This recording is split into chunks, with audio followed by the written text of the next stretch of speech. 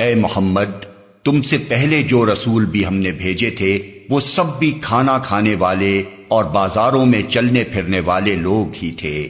دراصل ہم نے تم لوگوں کو ایک دوسرے کے لیے آزمائش کا ذریعہ بنا دیا ہے۔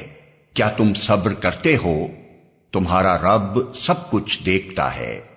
جو لوگ ہمارے حضور پیش ہونے کا اندیشہ نہیں رکھتے وہ کہتے ہیں کیوں نہ فرشتے ہمارے پاس بھیجے جائیں یا پھر ہم اپنے رب کو دیکھیں۔ بڑا گھمنڈ لے بیٹھے ہیں یہ اپنے نفس میں اور حد سے گزر گئے یہ اپنی سرکشی میں۔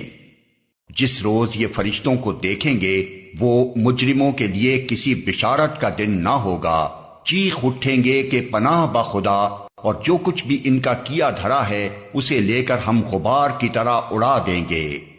بس وہی لوگ جو جنت کے مستحق ہیں اس دن اچھی جگہ ٹھہریں گے اور دوپہر گزارنے کو عمدہ مقام پائیں گے۔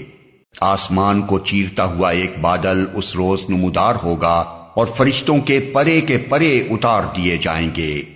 اس روز حقیقی بادشاہی صرف رحمان کی ہوگی اور وہ منکرین کے لیے بڑا سخت دن ہوگا۔ ظالم انسان اپنا ہاتھ چبائے گا اور کہے گا کاش میں نے رسول کا ساتھ دیا ہوتا، ہائے میری کمبختی، کاش میں نے فلاں شخص کو دوست نہ بنایا ہوتا، اس کے بہکائے میں آ کر میں نے وہ نصیحت نہ مانی جو میرے پاس آئی تھی۔ شیطان انسان کے حق میں بڑا ہی بے وفا نکلا۔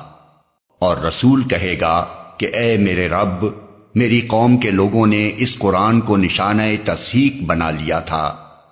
اے محمد، ہم نے تو اسی طرح مجرموں کو ہر نبی کا دشمن بنایا ہے، اور تمہارے لیے تمہارا رب ہی رہنمائی اور مدد کو کافی ہے۔